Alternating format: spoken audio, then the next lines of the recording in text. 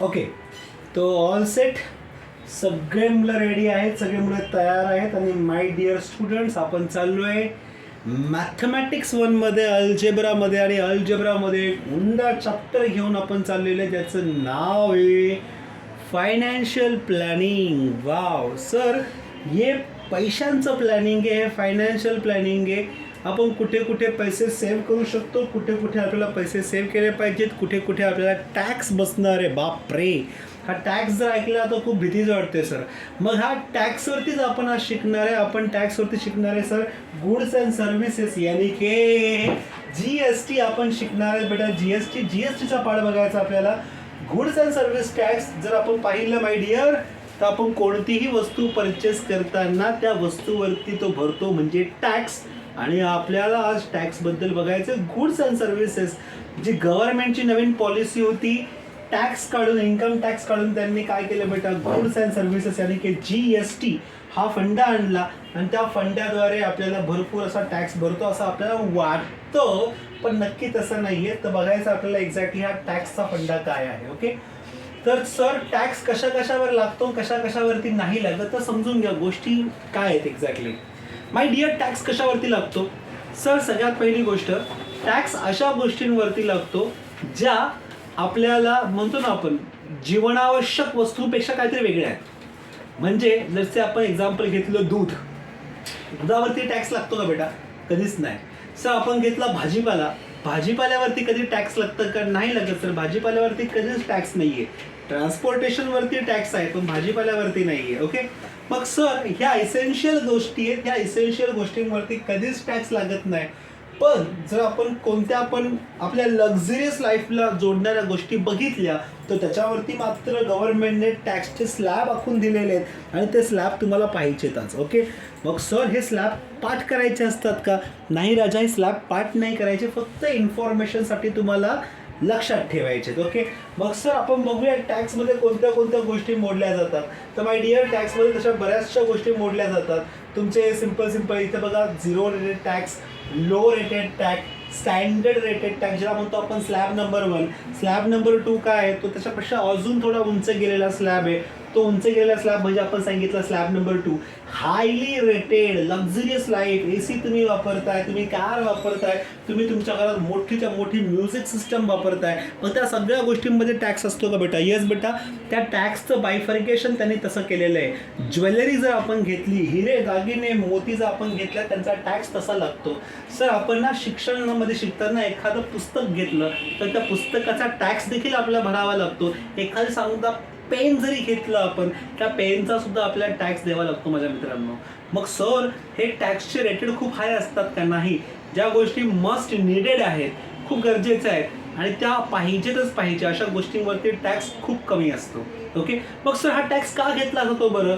तुम्हाला सगळ्यांना सिंपल उदाहरण सांगतो मी. आपलं जे गव्हर्नमेंट आहे, त्या गव्हर्नमेंटला आपल्याला भरपूर साऱ्या सुखसोयी द्यायच्या असतात, बरोबर आहे? मग ह्या सुखसोयी देण्यासाठी गव्हर्नमेंटला पण एका फंडची गरज असते. मग तो फंड कुठून रेज्ड केला जातो, कुठून काढला जातो? तर तो फंड काढला जातो बेटा मोस्टली, तो फंड उभा केला जातो हा GSTद्वारे, यानी की गुड सर्व्हिस अँड टॅक्सद्वारे.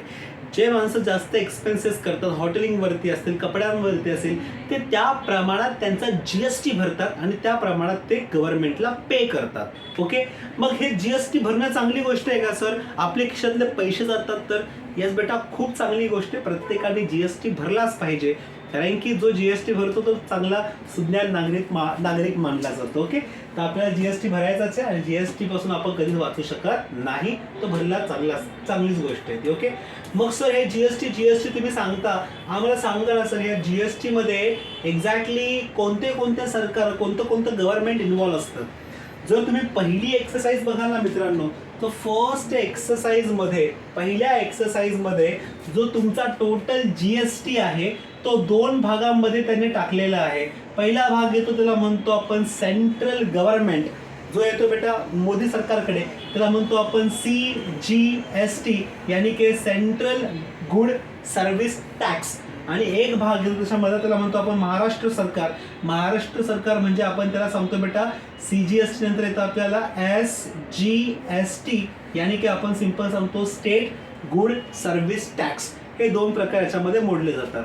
मग सर जर समजा मी तुम्हाला एक एक्झाम्पल देऊन सांगतो, जर मी असं ठरवलं का मला 10% GST लावायचा आहे, तर त्या 10%वरती CGST किती असेल आणि SGST किती असेल, तर या 10%मधले 5% हे तुम्हाला CGST ला भरावे लागतात आणि 5% तुम्हाला भरायला लागतात बेटा SGST ला. याचा अर्थ फर्स्ट एक्सरसाइज जर तुम्ही पाहाल ना, फर्स्ट एक्सरसाइज अति सिंपल आहे. पहिल्या एक्सरसाइजमध्ये जी पण GST ची व्हॅल्यू आहे ती व्हॅल्यू फक्त 2 भागामध्ये इक्वली डिवाइड केली जाते. एक असते SGST आणि एक असते बेटा आपल्याकडे CGST. ह्या 2 इक्वल भागामध्ये GST तोडलं जातं. मग ती किती असेल, समजा ती 11% असेल तर 11%च्या अर्धी म्हणजे 5.5 तिकडे 5.5 इकडे, अशा पद्धतीने तुमची GST ची व्हॅल्यू पूर्णतः डिवाइड होत जाते. ओके, ही गोष्ट तुम्ही एकदम लक्षात ठेवणार आहात CGST आणि SGST ची. ओके सर पुढे जाऊयात. मग बघा ह्या पूर्ण एक्सरसाइजमध्ये मग काय काय दिले, तुम्हाला एक सिंपल उदाहरण सांगेल मी, माझी उदाहरणं घेईल काय काय याच्यामध्ये. ओके बघा आता कसं कसं चालणार आहे आपण याच्यामध्ये. त्यांनी सांगितलंय बघा, याच्यामध्ये त्यांनी काय सांगितलंय, पहिला प्रश्न घेऊयात आपण, डायरेक्ट एक्सरसाइजला ओपन केलं. Pawan medical supplies medicine on some medicine, the rate of GST is 12%, then what is the rate of CGST and SGST. एकदम सिंपल आहे, ओरली सम होणार आहे हे. सर पवन मेडिकल आहे, त्यांनी काय केलं बेटा, त्यांनी सिंपल सांगितलं का 12% GST लावला आहे. तर 12% हा GST आहे, त्या GST चे 2 भाग पडतात, एक येतं SGST, एक येतं आपल्याकडे CGST. मग ते किती असतील, ते हाफ हाफ असतात. 12च्या हाफ केले म्हणजे हा 6% इकडे आला, 6% इथे आला. सिंपलचं कॅल्क्युलेशन असेल. ओके मग दुसरं बघा काय, on certain article if the rate of CGST is 9%, then what is the rate of SGST. मी सगळ्यांना सिंपल सांगतो, तुमच्याकडे स्टेट गव्हर्नमेंट जेवढं टॅक्स घेतं आणि सेंट्रल गव्हर्नमेंट जेव्हा टॅक्स घेणार आहे ते दोन्ही पण टॅक्स इक्वल असतात, जर ते इनर स्टेट ट्रान्झिशन असेल तर. बरोबर आहे, म्हणजे काय सर, महाराष्ट्रामध्येच आपण जर एखादं ट्रान्झिशन करत असू तर त्या केसमध्ये जेवढं सेंट्रल गव्हर्नमेंट घेतं तेवढाच टॅक्स आपल्याला स्टेट गव्हर्नमेंटला देखील पे करावा लागतो. मग आपल्याकडे काय CGST जर 9% असेल तर बट ऑब्वियस गोष्टी आहे, SGST ची व्हॅल्यू किती पण असणार बेटा, ती पण असणार आपल्याकडे 9% ओनली. ओके मग दुसरी गोष्ट काय, what is the rate of GST. मग GST काय येईल, मी पहिलेच सांगितलं GST is nothing but the addition of SGST and CGST. ह्या दोघांना जर पकडून तुम्ही ॲड केलं तुम्हाला काय भेटणार बेटा, तुम्हाला भेटणार याच्यामध्ये GST.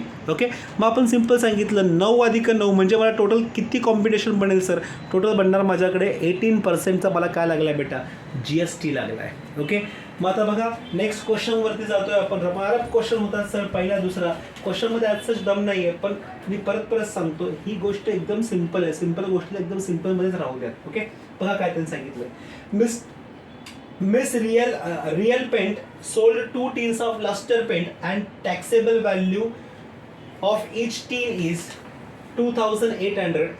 If the rate of GST is 20%, then find the amount of CGST and SGST charged in the tax invoice. Okay एका बघा त्यांनी प्रश्न समजून घ्या. सगळ्यात पहिला एक पेंटवाला आहे, त्याने 2 डब्बे पेंट विकले, आपण सिंपल करूयात त्याला. त्याच्यामधला एका डब्याचा रेट किती आहे बेटा, एका डब्याचा रेट आहे 2800 rupees is the rate of single tin. असे त्यांनी किती डब्बे विकले, असे त्यांनी 2 डब्बे विकले, मग याला मल्टिप्लाय केलं मी 2 ने, म्हणजे हे किती जाऊन बनेल, हे बनणार माझ्याकडे 5600, हे असं बनलं म्हणजे 5600. त्यांनी सांगितलं या पेंटवरती त्यांना किती पर्सेंटचा टॅक्स लागला आहे, तर 28%चा टॅक्स लागला आहे. मग आपण जर टोटल GST काढायला गेलो तर GST किती येईल, GST is equal to what, किती टॅक्स लागला तर आपण सांगितलं 28%, यानी की 28 डिवाइड बाय 100. कशाच्या 28% लागल्या बेटा, ॲक्च्युअल व्हॅल्यूच्या. ॲक्च्युअल व्हॅल्यू किती आहे 5600. जर तुम्ही ह्या गोष्टीला कॅल्क्युलेट केलं, याचं जे आन्सर येईल त्या आन्सरला तुम्ही लिहा, हा जरा तुमच्याकडे टोटल निघालेला GST. त्या GST तुम्हाला काय करायचं बेटा, परत 2 भागामध्ये तोडायचं. एक येतं सेंट्रल भाग, येतो स्टेट भाग, दोघांना इक्वल भागामध्ये तोडून द्या. You will get again GST and CGST. अशा पद्धतीने तुम्हाला ते भेटलं जाईल. ओके मग हा संपूर्ण एक्सरसाइज, ही जी संपूर्ण एक्सरसाइज ती कशावरती बेस्ड आहे सर बेटा, ती संपूर्ण एक्सरसाइज सेम ह्याच कन्सेप्टवरती बेस आहे. त्याच कन्सेप्टला घेऊन तुम्हाला पुढे जायचं आहे. ओके आता बघा मी पुढे काय सांगितलं, नेक्स्ट काय सांगितलं. ओके सर आपल्याकडे ना जसं आपण CGST भरतो, SGST भरतो, त्याच्यामध्ये अजून एक टाईप निघतो. तो टाईप बघा आता काय येणार आहे. नेक्स्ट त्याच्यामध्ये चाललोय मी, ते येतं आपल्याला GST in trading chain. Okay manufacture, wholesaler, त्याला बोलतो आपण डिस्ट्रीब्युटर, रिटेलर, नंतर येतं आपल्याला कन्झ्युमर. ओके, जीएसटी प्रत्येक भागामध्ये ॲप्लिकेबल आहे. पण याच्यामध्ये एक त्रुटी येते. ती त्रुटी म्हणजे कोणती बघा आता ती त्रुटी अशी आहे बेटा, समजा आपली एक कंपनी, आपण एका कंपनीतून काही ना काही गोष्टी विकत घेतो आणि त्या विकत घेतलेल्या कंपनीवरती आपल्याला एक टॅक्स लागतो. त्याला बोलतो आपण एक इनपुट टॅक्स आणि आउटपुट टॅक्स. आता दोन गोष्टी तुम्ही समजून घेणार. पेज नंबर तुम्ही ओपन केला 98 वाला. ओके, मला तुम्हाला सगळ्यात पहिलं काय समजून घ्यायचं, सगळ्यात पहिलं तुम्हाला समजून घ्यायचं बेटा, हा इनपुट टॅक्स म्हणजे काय, कोणत्या टॅक्सला इनपुट टॅक्स बोलतात ते समजून घ्या. त्यांनी बघा सिंपल लिहिलेलं आहे, GST is levied and collected at every stage of trading from manufacturer to the consumer. प्रत्येक ठिकाणी जीएसटी आहे, मॅन्युफॅक्चरपासून ते कन्झ्युमरपर्यंत.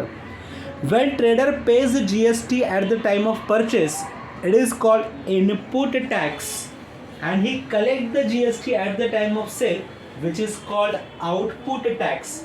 At the time of paying GST to the government, a trader deduct the input tax from the output tax and pays the remaining tax. This deduction of input tax is called input tax credit. समजून घ्या, हे अर्थ खूप महत्त्वाचे आहेत. Input tax credit म्हणजे काय, input tax म्हणजे काय, ओके. आणि दुसरी गोष्ट आहे आपल्याला आउटपुट टॅक्स क्रेडिट म्हणजे काय, आयटीसी आणि ओटीसी म्हणजे समजून घ्या. बघा आता काय, मी तुम्हाला एक छोटंसं एक्झाम्पल देतो. सपोज एक कंपनी अशी, ओके, ही कोण आहे बेटा, कंपनी. ह्या कंपनीमधून मी लेट्स से पेन विकत घेतला, पेनचा बॉक्स विकत घेतला, पेनचा बॉक्स, ओके, पेनचा बॉक्स मी विकत घेतला. कितीला घेतला तो पेनचा बॉक्स, सपोज मी तो पेनचा बॉक्स विकत घेतला बेटा 80 रुपीजला. कितीला, असं 80 रुपीजला विकत घेतला तुम्ही. ओके, त्याच पेनच्या बॉक्सला मी काय केलं, मी माझ्या इकडे आलो आणि त्या पेनच्या बॉक्सला मी 100 रुपीजला सेल आउट केलं. कितीला केलं बेटा, मी 100 रुपयाला त्याला मी सेल आउट केलं. याचा अर्थ काय, याचा अर्थ मी 80 रुपयाला एका पेनाचा बॉक्स घेतला, त्याला मी विकलं कितीला बेटा, 100 रुपीजला विकलं. याचा अर्थ मी माझ्याकडे जो मार्जिन ठेवला आहे ते मार्जिन आहे माझ्याकडे एक्झॅक्टली 20 रुपीजचं. किती आहे बेटा, 20 रुपयाचं मार्जिन मी ठेवलं. मग गव्हर्नमेंट काय सांगतं, तुम्ही जे मार्जिन ठेवलेलं आहे ना, हे मार्जिन तुमचं जे 20 रुपीजचं आहे ना, त्याच्यावरचा पण टॅक्स तुम्हाला पेएबल आहे, तुम्हाला तो टॅक्स भरायचा आहे. मग सर ते काढणार कसं काय, तर सिंपल गोष्ट आहे. बघा परत एकदा सांगतो, कंपनी इथे होती बेटा, 80 रुपयाचा पेनचा बॉक्स मी विकत घेतला. विकत घेताना लेट्स से त्या गव्हर्नमेंटने मला 10% टॅक्स लावला. किती लावला बेटा, 10% टॅक्स.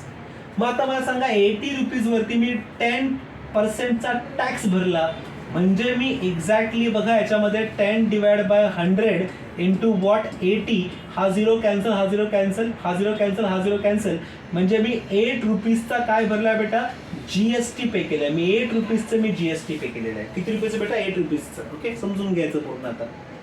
पण ती 80 रुपयाची गोष्ट मी घेतली आणि मी ती विकली कितीला, मी विकली ती 100 रुपयाला. 100 रुपयाला विकली आणि 100 रुपयाला विकताना परत मी समोरच्या कस्टमरकडून परत किती टॅक्स घेतला बेटा, परत 10% टॅक्स घेतला. मग आता किती होईल, 100 रुपयावरती 10% टॅक्स म्हणजे किती रुपीज झालं बेटा, 10 रुपीज झालं. किती आलं बेटा, 10 रुपीज. मग आता गव्हर्नमेंट काय सांगतं माहिती आहे का, तुम्ही जो 8 रुपीज भरलेला टॅक्स आहे ना, 8 रुपीज, त्याला म्हणतो आपण आयटीसी, त्याला म्हणतो आपण इनपुट टॅक्स क्रेडिट. आणि जो तुम्ही 10 रुपीज कलेक्ट केलाय ना, तो 10 रुपीज कलेक्ट केलेला टॅक्स आहे, त्याला म्हणतो आपण आउटपुट टॅक्स क्रेडिट, त्याला म्हणतो आपण ओटी टॅक्स म्हणजे आउटपुट टॅक्स.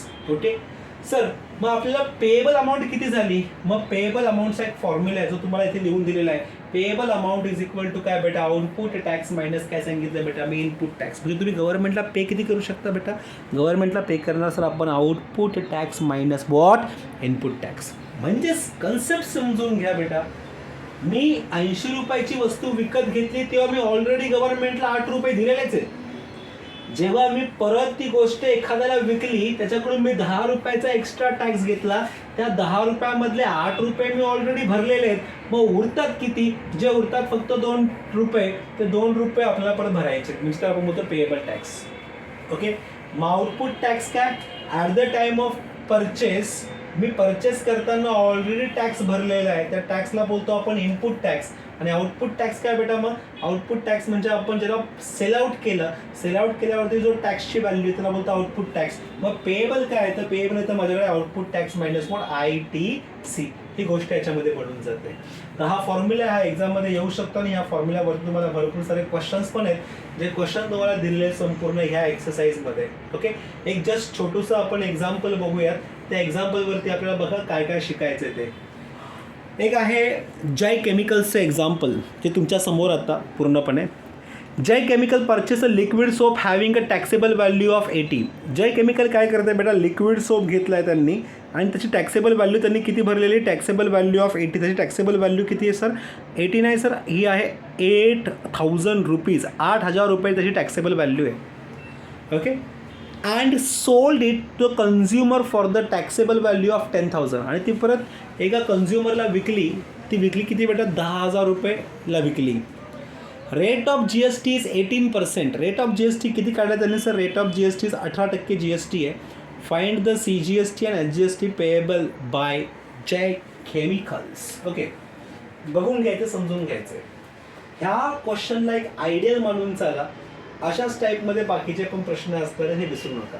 ओके, बघा सगळ्यात पहिली गोष्ट, Jai chemical purchase a liquid soap having a taxable value of 8,000 rupees. यानी की ह्याच्यामध्ये इनपुट टॅक्स मी कसा काढणार? इनपुट टॅक्स मला काढायचा आहे 8,000च्या रकमेवरती. मग तो किती टॅक्स आहे सर? 18% टॅक्स आहे. म्हणजे आपण सांगितलं त्याच्यामध्ये काय करा, 18 डिवाइड बाय वॉट आपण सांगितलं 100 इंटू किती आलं? ॲक्च्युअल व्हॅल्यू किती त्याच्यामध्ये? 8,000 आहे बेटा. हा 0 कॅन्सल, हा 0 कॅन्सल, हा 0 कॅन्सल, हा 0 कॅन्सल. म्हणजे मला 18 इंटू 8 किती भेटलं? 18 इंटू 8 मला भेटलं सर 1440. एवढं मला काय भेटलेलं आहे सर? एवढं मला आपल्याला इनपुट टॅक्स. कोणता टॅक्स बेटा? Input tax. मग सर आउटपुट टॅक्स काय येईल बेटा? सर बघा ना, त्यांनी घेतलं एवढ्याला आणि विकलंय कितीला? त्यांनी विकले ऑलमोस्ट 10,000ला विकलेलं आहे. मग आपण सांगितलं टॅक्सेबल व्हॅल्यू किती येईल? मग 18% डिवाइड बाय वॉट 100 इंटू काय आलं बेटा? 10,000. फिर से हा शून्य कॅन्सल, हा शून्य कॅन्सल, हा शून्य कॅन्सल, हा शून्य कॅन्सल. तुम्हाला 18 इंटू वॉट 00 यानी की 1,800 रुपये तुम्हाला टॅक्स बसलेला आहे. मग आता मला सांगा GST पेएबल किती आलं आहे? So GST payable is equal to what? Output tax minus काय सांगितलं बेटा आपण? Input tax. आउटपुट टॅक्स आहे माझ्याकडे 1800, इनपुट टॅक्स आहे माझ्याकडे 1440. दोघांना सबट्रॅक्ट केल्यावरती मला किती भेटतं बेटा? 360 हा टॅक्स भेटतो जो मला पेएबल आहे. ओके, ही एक मेथड आहे सॉल्व्ह करायची. पण सर मला अजून पण असं कळतं याच्यामध्ये, समजा मी डायरेक्ट जर असं केलं याच्यामध्ये बघा ना, मी एखादी वस्तू विकत घेताना किती पे केले? मी ऑलरेडी पे केले बेटा 8,000 रुपये. ती जेव्हा विकली, ती विकली कितीला? मी विकली बेटा 10,000 रुपयाला. तर मला याच्यामध्ये प्रॉफिट किती झालाय? तर मला प्रॉफिट झाला आहे 10,000 मायनस 8,000 यानी की 2,000 रुपये प्रॉफिट झाला. जर मी ह्या प्रॉफिटवरती जरी गेलो आणि त्या प्रॉफिटवरती जाऊन मी GST लावला तरी तो बघा किती येईल? मग सर मला प्रॉफिट झालेला आहे 2,000चा. मग 2,000 किती वरती झालाय? किती पर्सेंटने झालाय? तर 18% झालाय. So 18 divide by what 100. परत हा 0 कॅन्सल, हा 0 कॅन्सल, हा 0 कॅन्सल, हा 0 कॅन्सल. 18 इंटू 2 परत मला निघाल 36. म्हणजे आपण सांगितलं 360 ही व्हॅल्यू अशी पण निघून येते.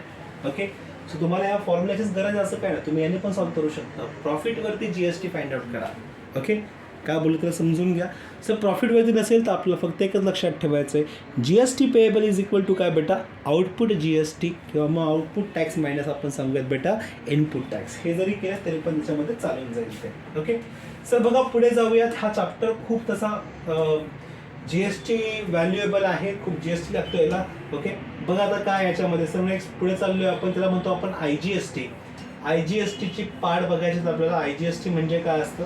IGST म्हणजे कुठे आणि कशासाठी वापरलं जातं ते देखील पाहिजे.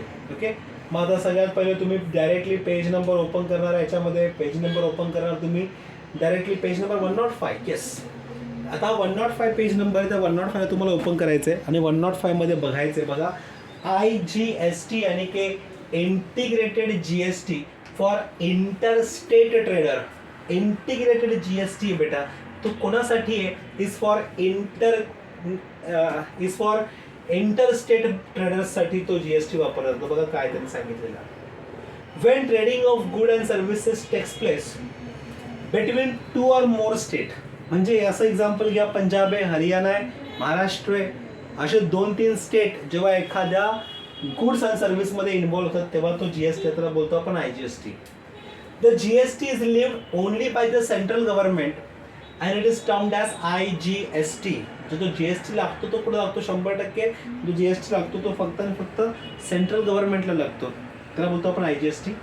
Hedge the total amount is paid to the central government. Total amount कोणाला पे केली जाते? सेंट्रल गव्हर्नमेंटला पे केली जाते.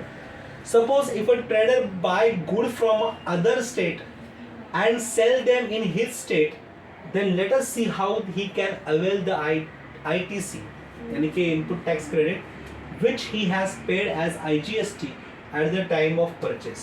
So let's take one example. छोटंसं एक एक्झाम्पल घेऊयात आणि मग आपण पुढे जाऊयात. ट्रेडर M ऑफ महाराष्ट्र, समजून घ्या, एक्झाम्पल खूप महत्वाचं आहे. Trader M of Maharashtra purchase a scooter part for ₹20,000 from trader B of Punjab and paid a tax of 5,600 as IGST. GST rate of 28% to the trader P. Okay, एक काय बेटा आपण ना वस्तू घेतली, कुठून घेतलेली हे उदाहरण समजून घ्या. एकदम क्लिअर कट उदाहरण समजलं पाहिजे. सर आपण एक वस्तू विकत घेतलेली आहे. ती वस्तू विकत घेतली आपण महाराष्ट्रामधून. Okay, sorry, trader from Maharashtra purchase a scooter part of ₹20,000 from trader P Punjab. हा पंजाब आहे बेटा इकडे. ओके, हा पंजाब इथे आला, समजून घ्या. इकडे महाराष्ट्र आहे. महाराष्ट्राच्या ट्रेडरने पंजाबमधून एक वस्तू विकत घेतली. ती वस्तू कितीची बेटा? 20,000ची ती वस्तू आहे. ओके, आणि त्या वस्तूवर त्याने टॅक्स किती भरलाय? And paid tax of ₹5,600. त्याने इथे टॅक्स भरलेला आहे किती टोटल बेटा? ₹5,600 त्याने टॅक्स भरलेला आहे. ओके, किती रेटने भरलेला आहे? 28% भरलेला आहे टू द ट्रेडर P. कोणाला भरलाय? पंजाबच्या ट्रेडरला भरलेला आहे already. Okay, trader M sold this part two the local consumer for ₹25,000 and collected 7,000 GST at the rate of 28%. त्या ट्रेडरने काय केलं? महाराष्ट्रामध्ये आला आणि महाराष्ट्रामध्ये येऊन त्याने इथल्या लोकल जे पार्ट होते त्या लोकल पार्टला त्यांनी परत काय केलं? ते सेल आउट केलं. त्या लोकल गोष्टींना सेल आउट केलं परत 28%ने. म्हणजे 20,000ची वस्तू आणली, त्याला विकले त्यांनी आता 25,000वरती, आणि त्याने टॅक्स किती कलेक्ट केलाय? 7,000चा टॅक्स इथे कलेक्ट केलेला आहे. ओके, समजून घ्यायचं आहे. त्याने टॅक्स भरला किती आहे बेटा? 5,600चा. त्याने कलेक्ट किती केलेला आहे? 7,000चा कलेक्ट केलेला आहे. मग त्याला बघा त्यांनी काय सांगितलंय? Trader M sold this part two the local consumer for ₹25,000 and collected ₹7,000 GST at the rate of 28%. Bifurcated as CGST is equal to 3,500 and SGST is equal to 3,500. So at the time of paying tax to the government, see how to take ITC of 5600. ITC 5600 कसा घेतला त्यांनी बघा. GST payable किती आहे त्याला सांगा? CGST payable already 3,500 आहे. 3,500 त्याचा ऑलरेडी भरून झालेला आहे. त्याला CGST किती पे करायचं आहे? काहीच नाही, त्याला CGST भरायचाच नाही आहे. So out of 5,600 credit of ₹3,500 is utilized for CGST and the remaining amount यानी कि 5,600 minus 3,500 यानी कि 2,100 is credit available for the SGST. समजून घ्यायचं पुन्हा एकदा. सर टोटल त्यांनी काय सांगितलेलं होतं आपल्याला? टोटल त्यांनी सांगितलं होतं ऑलरेडी आपण याच्यावरती जो टॅक्स भरलेला आहे तो आहे माझ्याकडे 5,600चा टॅक्स, जो ऑलरेडी त्याने पे केलेला आहे. पण त्याने ते पे करून त्याने टॅक्स किती कमवलेला होता? त्याने टॅक्स कमवला होता 7,000चा टॅक्स. तो 7,000चा टॅक्स हा डिवाइड होतो तसं बघायला गेलं तर SGST मध्ये आणि CGST मध्ये. तो इक्वली डिवाइड होतो. 3,500 जाईल इकडे बेटा आणि हा परत त्याच्यामधलं 3,500 जाईल इथे असा. ओके, 3,500 इकडे, 3,500 त्यांचा इकडे जाईल. पण त्यांनी काय सांगितलं माहितीये का? ऑलरेडी जर आपण सेंट्रल गव्हर्नमेंटला इथे पे केलेलंच आहे तर मग याच्यामधली जी 3,500ची रक्कम आहे ती ऑलरेडी पे केलेली आहे. So out of 5,600 credit out of rupees 5600 credit of rupees 3500 is utilised for CGST. 5,500च्या मधली जी रक्कम होती 3,500 रक्कम युटिलाइज केलेली आहे. अँड द रिमेनिंग अमाऊंट याच्या ह्या अमाऊंटमधून परत 3,500 सबट्रॅक्ट करा. 3,500 सबट्रॅक्ट केल्यावरती 2,100ची अमाऊंट होते. So 2,100 is the credit available for SGST. म्हणजे तुम्हाला जे 2,100 रुपये होतात ते तुम्हाला 2,100 रुपये कुठं भरायचे बेटा? SGSTमध्ये भरायचे, स्टेटवाल्या पार्टमध्ये भरायचे. मग आपण सिम्पल सांगू ही क्रेडिट अवेलेबल आहे आपल्याला. मग ते पेएबल किती होईल? मग पेएबलसाठी परत तुम्हाला तीच गोष्ट करायची आहे. सर आपल्याकडे किती पेएबल होतं पहिलं? 3,500चं. त्याच्यामधलं किती पेएबल ऑलरेडी भरलेलं आहे? तो आहे 2,100चा पेएबल. म्हणजे मला एक्स्ट्रामध्ये किती भरायचे जाता? तर आपण सांगितलं 3,500 महिने 2,100 करा. सो तुम्हाला बरोबर 1,400 रुपये हे तुम्हाला काय करायचे सर? अजून एक्स्ट्रा भरायचे. कुठे भरायचे? हे भरायचे आपल्याला SGSTमध्ये भरायचे, यानी की स्टेट गुड सर्व्हिस टॅक्समध्ये भरायचे. तेव्हा जाऊन कुठेतरी तुमचं गणित एकदम क्लोज होईल. ओके, त्यामुळे गणित एकदम स्ट्रॉंग ठेवायचं आहे बेटा. गणित काय याच्यामध्ये? गणित आहे आपल्याकडे इंटरस्टेट ट्रान्झिशन जेव्हा होतात त्यावेळेस युटिलाइज केले जाणारा टॅक्स, त्याला कसं बायफर्गेट केलं, त्याला कसं कसं ठेवलं, त्या टाईपमध्ये पूर्ण हे दिलेलं आहे. ओके, मग आता ह्या संपूर्ण एक्झाम्पल ॲज आयडियल एक्झाम्पल म्हणा आणि यालाच आयडियल एक्झाम्पल म्हणून तुम्ही पुढच्या समला ट्राय करा. नक्कीच बघा, हे सम थोडे चॅलेंजिंग आहेत, पण एकदा समजले ना, एकदा डोक्यात गेले ना, ते सम नंतर कोणच काढू शकत नाही. ह्या स्टेटमधून परचेस केलं, तिकडे मी टॅक्स भरला आहे ऑलरेडी, इकडे आल्यावर तिकडे परत सेल आउट केलं, इकडे जे कमवलं आहे त्या कमवल्यामधून सेंट्रल गव्हर्नमेंटला मी जे भरलं आहे ना ते भरायची परत गरज नाही. पण ज्या कमवल्यामधून सेंट्रल गव्हर्नमेंटचं मायनस केलं तर मला जी अमाऊंट उरते ती परत मला स्टेट गव्हर्नमेंटला भरली पाहिजे. ओके, तसं संपूर्ण पार्ट याच्यामधला. ओके, हा पार्ट तुम्हाला करायचा आहे. याच्यानंतर आपण पुढे जातोय इन्व्हेस्टमेंटमध्ये. One of the different ways of investment तुमच्या समोर आहे. म्युच्युअल फंड आहे, शेअर्स आहे, इन्शुरन्स आहे, प्रॉव्हिडंट फंड आहे, ज्वेलरी आहे, लँड आहे, किंवा मग आपण सिम्पल सांगतो अजून कोणत्या प्रॉपर्टीज आहेत त्या घेऊन ठेवायच्या. ओके, मग आता बघा सर, शेअर्सवरती जातोय आपण. शेअर्स म्हणजे काय? शेअर्स म्हणजे आता थोडक्यात तुम्हाला सांगेल, एक छोटंसं एक्झाम्पल घेऊया. लेट्स से एक छोटंसं एक्झाम्पल आहे. एक कारखाना मला बनवायचा आहे. लेट्स से मला एक शुगरची फॅक्टरी बनवायची मोठीच्या मोठी. त्या शुगर फॅक्टरी बनवण्यासाठी आता समजून घ्या, मला शेअर्स ह्या टॉपिकला छेडायचं आहे. शेअर्सवरती आपल्याला जरा जास्त डिस्कशन करायचं आहे, जेणेकरून तुम्हाला एकदा टॉपिक तो समजला का तुमच्या डोक्यात ते बाकीचे कन्सेप्ट जातील संपूर्ण. आता शेअरचा टॉपिक हा कसा निघणार आहे एक्झॅक्टली? सर बघा, आता मला एक ना कंपनी मॅन्युफॅक्चर करायची किंवा कंपनी उभी करायची आहे. जी कंपनी काय करेल? जी कंपनी सगळ्यांना आपल्याला मोठ्यांना एक बोलतो ना, एक कॅपिटल इन्व्हेस्टमेंट किंवा आपल्याला कॅपिटल उभं करावं लागतं मोठी कंपनी जर उभी करायची तर. समजा माझ्याकडे अशी कंपनी बेटा, ही कंपनी आली एवढी मोठी. या भल्या मोठ्या कंपनीला चालवण्यासाठी मला फंडची गरज असते, पैशाची गरज असते. ते पैसे मी सांगितले याच्यामध्ये लेट्स से मला पाहिजे याच्यामध्ये 1,00,000 रुपीज पाहिजेत. ओके, 1,00,000 मला पाहिजेत, जेणेकरून ही कंपनी उभी राहील. तर हे 1,00,000 उभे करण्यासाठी मला काय करायला लागेल? तर मला डिफरंट समजा माझ्याकडे नाही आहे, तर मला ह्या कंपनीमध्ये जो काही पार्ट येतो त्या पार्टचे मला शेअर्स करावे लागतील. त्या कंपनीचे बहुतेकदा असे आपल्याला तुकडे करावे लागतात, म्हणजे त्याचे ऑफिशियली आपल्याला पार्ट्स बनवावे लागतात. हे जे पार्ट्स तयार केले जातात ना, ह्या संपूर्ण पार्ट्सला आपण बोलतो बेटा शेअर्स. काय बोलतो आपण बेटा? शेअर. मग जेव्हा या पूर्ण कंपनीचे इक्वल पार्ट्समध्ये आपण जेव्हा विभागणी करतो त्या इक्वल पार्ट्सला बोललं जातं शेअर्स. काय बोलतो आपण बेटा? शेअर्स. मग आता ह्या शेअर्सलाच घेऊन शेअर होल्डर मार्केटमध्ये येतात आणि ते सांगतात तुम्हाला 1,00,000 रुपये पाहिजे ना कंपनी उभी करायला, आम्ही तुम्हाला ते 1,00,000 रुपीज देऊ, पण त्यासाठी तुम्हाला तुमच्या कंपनीचा शेअर आमच्या नावे करावा लागेल. मग त्याच पद्धतीने त्या कंपनीचा छोटासा भाग किंवा कंपनीमधले शेअर्स हे त्यांच्या नावे केले जातात आणि जे शेअर विकत घेतात त्याला बोलतो आपण शेअर होल्डर, आणि त्या शेअर होल्डरद्वारे ही कंपनी पुढे पुढे जाऊन रन केली जाते. ओके, मग अशा पद्धतीने कंपनीला एक फंड भेटतो आणि कंपनी मोठ्या लेवलला जाऊन तयार होते आणि अशा पद्धतीला आपण सिम्पल बोलतो शेअरवाला प्रकार. आणि जो शेअर विकत घेतो त्याला बोलतो आपण शेअर होल्डर. जो शेअर विकला जातो, घेतला जातो, जे एखाद्या ठिकाणी होतं त्याला बोललं जातं शेअर एक्सचेंज. ओके, आणि त्या शेअर एक्सचेंज नंतर आपल्याला नेक्स्ट जो पुढचा पार्ट त्याला म्हणतो आपण फेस व्हॅल्यू, त्याला म्हणतो आपण FC. एफ व्ही म्हणजे काय बेटा? Face value. आता फेस व्हॅल्यू बघा एक्झॅक्टली काय, हे तुम्हाला फेस व्हॅल्यू आणि मार्केट व्हॅल्यू या दोघांवरती न्यूमेरिकल असणार आहे. मग सगळ्यात पहिलं आपण सांगितलं फेस व्हॅल्यूवरती बघा आता काय येणार आहे. फेस व्हॅल्यू म्हणजे काय, the value printed on the share certificate is called the face value of the share.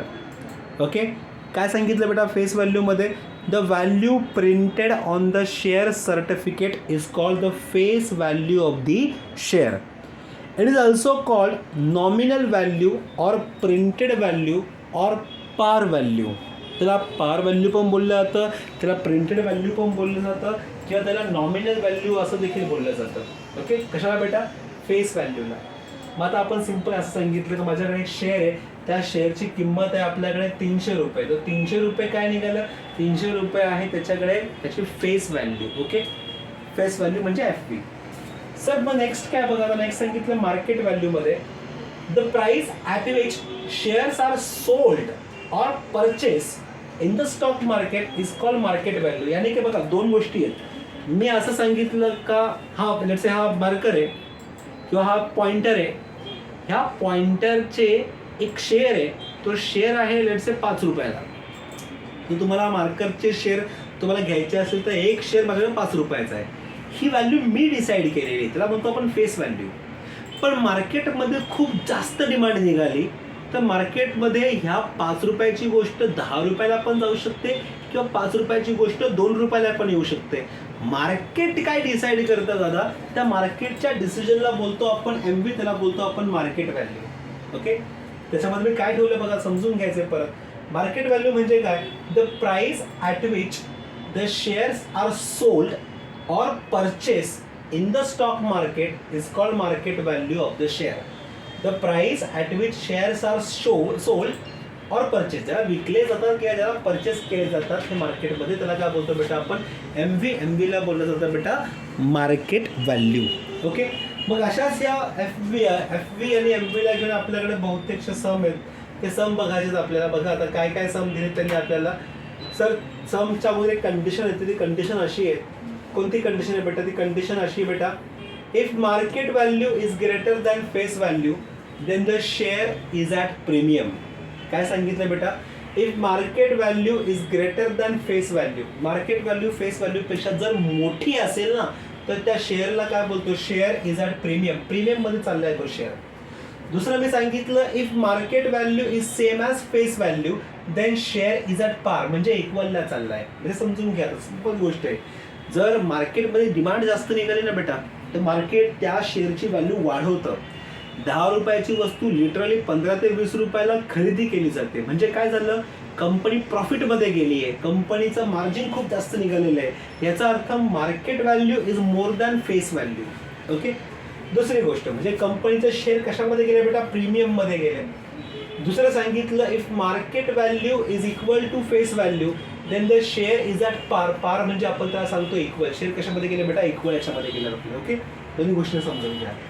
तिसरी कंडिशन अशी आहे, if market value is less than face value, जर तुमची मार्केट व्हॅल्यू ही फेस व्हॅल्यूपेक्षा जर कमी असेल तर काय, याचा अर्थ मार्कर 10 रुपयाला मी सांगितलं पण हा गेला 5 रुपयाला, म्हणजे काय, मार्केट व्हॅल्यू खूप पडली तर त्या गोष्टीला आपण बोलतो बेटा डिस्काउंटेडवाला पार्ट. ओके, त्या गोष्टी एकदम सिंपल. त्या गोष्टींवरती परत तुम्हाला न्यूमेरिकल्स आहेत आणि त्या न्यूमेरिकल्सला परत तुम्हाला त्याच्यावरती हात घालायचा आहे. ओके, नेक्स्ट येतं रेट ऑफ रिटर्न, त्याला म्हणतो आपण ROR.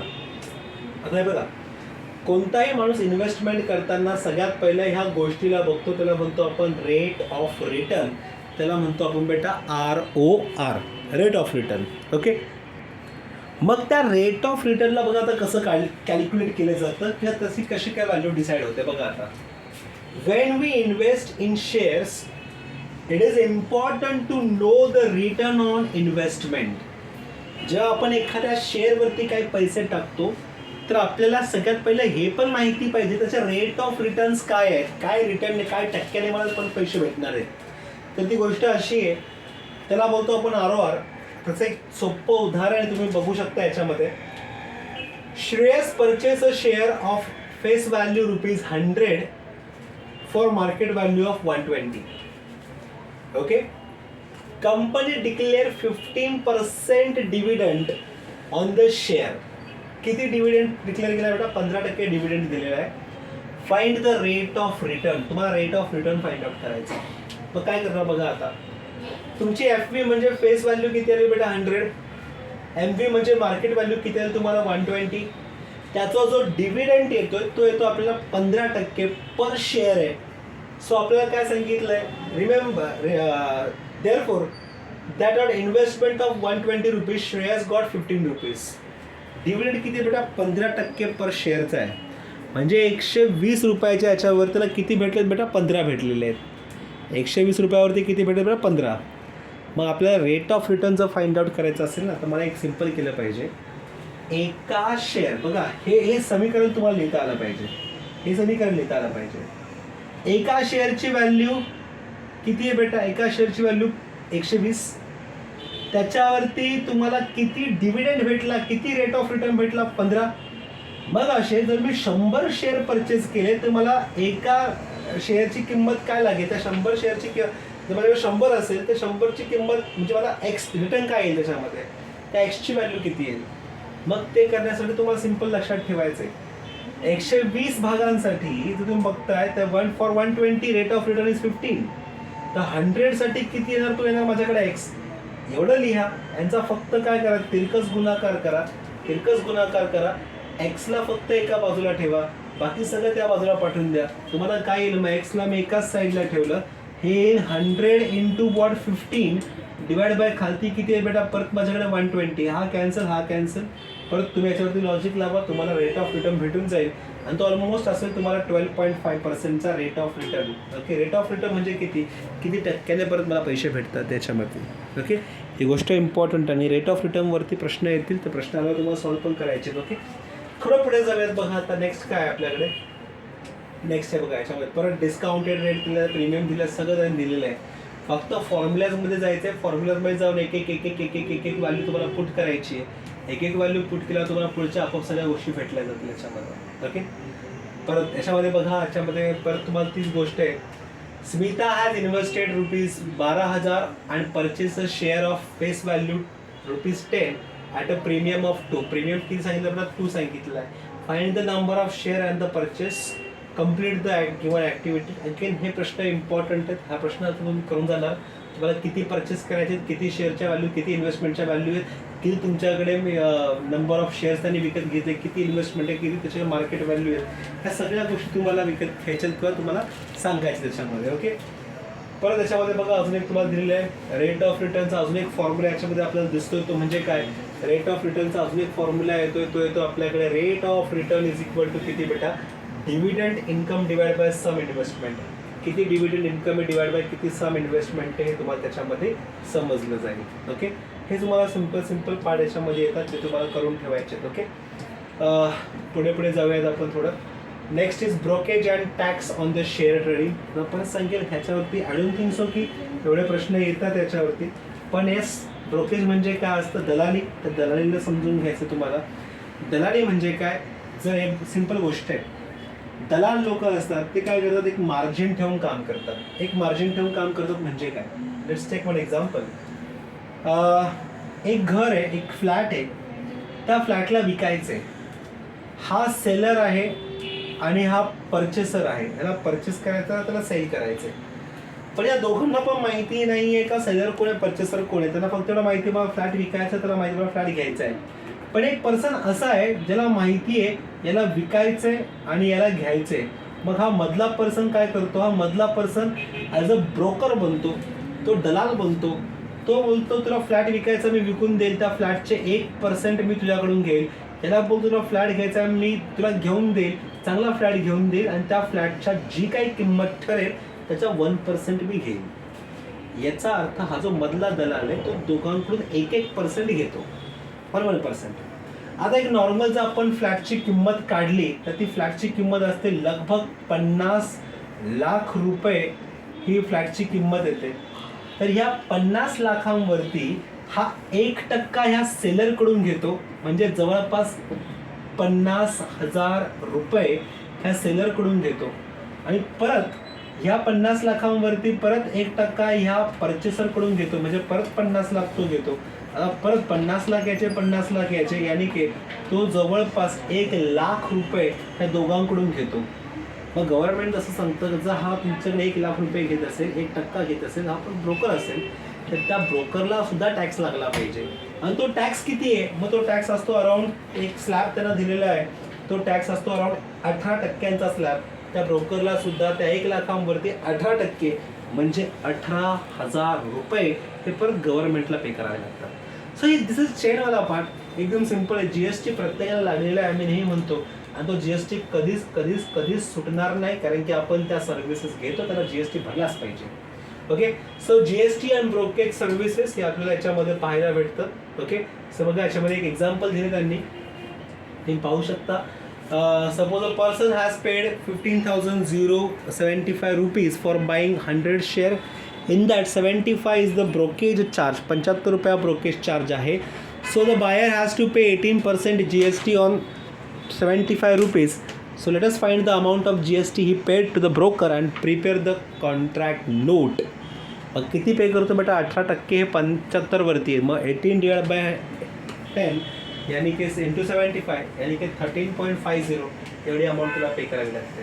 ओके, सो हे सगळं कॅल्क्युलेशन करून तुम्ही हे सगळे सॉल्ड एक्झाम्पल अनसॉल्ड एक्झाम्पल हे पाहू शकता. ओके, दुसरा अजून एक फॉर्म्युला त्याच्यामध्ये तुम्हाला जो दिसतोय तो असा येईल याच्यामध्ये.